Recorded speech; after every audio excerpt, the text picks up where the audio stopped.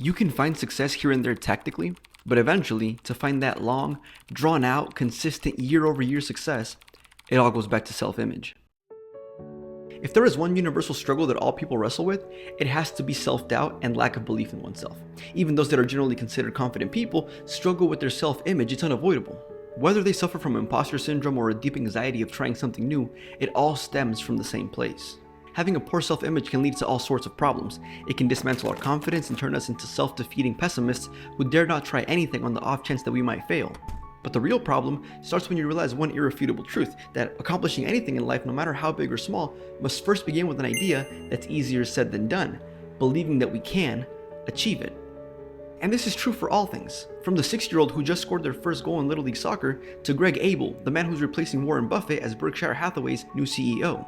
The only reason either of them achieved those things is because they first saw themselves as someone who could. This idea was brought to top of mind recently when I was watching the Canelo Alvarez versus Williams school boxing match. I was watching the fight with my wife, and out of nowhere I said to her, "Babe, isn't it crazy how these guys are quite literally willing to put their bodies and their physical well-being on the line because they so strongly believe that they can beat the other guy? Like, that's just wild to me." Okay.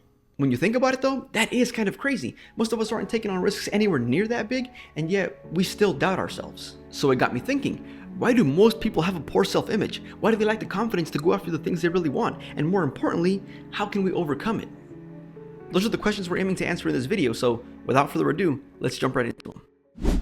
Self-image is an interesting characteristic because it's unique to humans. Not only are we aware of ourselves, but we also have the uncanny ability to judge ourselves, and boy do we use the hell out of it. We judge absolutely everything about ourselves. The way we look, the way we dress, the way we speak. We judge our successes, and most relevant in this case, we judge our failures. In psychology, there is a condition known as learned helplessness in which a person who has experienced persistent failure, or even a single traumatic failure, starts to believe that they are powerless in their ability to succeed. For example, if a student is struggling with math and despite all of their best efforts they keep failing quiz after quiz, they will eventually adopt the belief that they're just not good at math. There is no hope, there is no point in trying, their self-image will have fundamentally changed. But our self-image can also be tainted through personal relationships. Whether it's parents, teachers, friends, whomever, we're often told that we should be realistic when it comes to our goals and our ability to achieve them. Oh, you want to be an astronaut when you grow up? Well, that's great, honey, but maybe we should be a little more realistic. You want to become a famous actor? Come on, man, let's be a little practical here.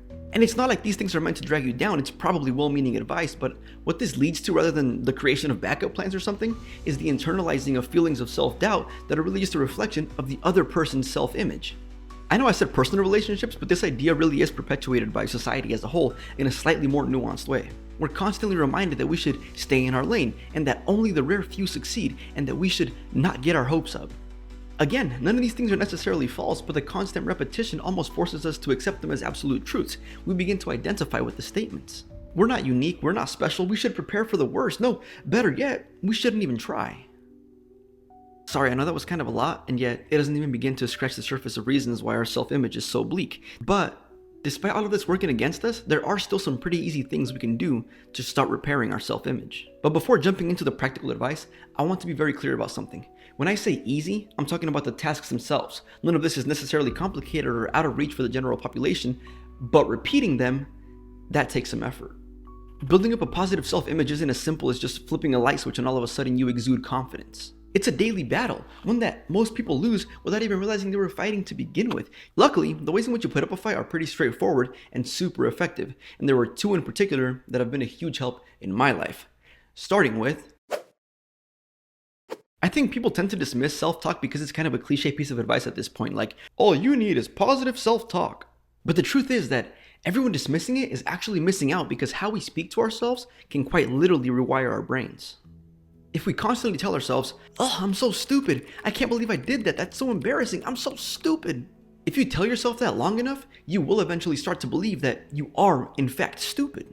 But on the flip side, if you turn that around and think, hey, I'm still learning, I'm improving, I'm going to continue getting better each and every day, you will eventually start to believe that as well. You have to realize that how we talk to ourselves is a direct reflection of how we perceive ourselves, and the inverse of that is true as well. How we perceive ourselves is a reflection of how we talk to ourselves. Think about it like this. If someone you look up to, someone you respect, someone that you genuinely admire made the same mistakes you did, your initial thought wouldn't be, oh, they're so stupid, how could they do that? No, you'd probably give them the benefit of the doubt. The negative thought probably wouldn't even cross your mind because you already perceive them in a positive way. Now imagine if you viewed yourself in that same way. Okay, the second way you can improve your self-image is to simply... Edgar, I thought you said these were gonna be easy. It is. Doing the work is easy. Now, doing it for extended periods of time or doing it to the point where you fix your self-image, that's kind of hard. But what do I even mean by do the work? Well, sometimes our negative self-image isn't all-encompassing. Sometimes it's focused in one specific area. I gave the example of math earlier. If you struggle with math, your self-image when it comes to math may be that you just suck at it, but every other area of your life is not affected. And that's where this advice comes in. When you're struggling with self-image in one particular area of life, you can overcome that by simply doing the work. And I don't think there's a better example of this than Kobe Bryant. Kobe was a player known for his confidence on the basketball court. He had the Mamba mentality, the ability to shift into game mode and not let the pressure of performing bother him. During a 2016 interview for a TEDx event in Shanghai, Kobe was asked how he manages to remain so ice cold in these situations, and he responded, "To me, the mentality is a really simple one in the sense that the confidence comes from preparation. You know, so when the game's on the line, I'm not asking myself to do something that I haven't done thousands of times before." Kobe's supreme confidence, his positive self-image, came from the fact that he knew he'd done the work. He knew he'd done everything in his power to prepare. And sure, maybe there is a big difference in pressure between training and playing a championship game, but ultimately he was doing the same thing he'd been working on his whole life, playing basketball. That's the thing with self-image. You have to, in a way, convince yourself that you are confident, and you do that by telling yourself that you are and by putting in the work to prove to yourself that you are. Let's go back to the world of boxing for a second. Muhammad Ali, the greatest. Most people don't realize that he actually gave himself that nickname, and he did it early in his career, long before he had any major accolades that could back it up. "I am the greatest. I said that even before I knew I was." That's a direct quote. Muhammad Ali was telling himself that he was the best before he was even really sure of it, but he did it to convince himself that he could be. And by the time Ali stepped into the ring with some of the biggest names in boxing, he was convinced, not because the world said so, but because he had decided deep down that he was going to be. He put in the work to prove it to himself, and then he let the world catch up.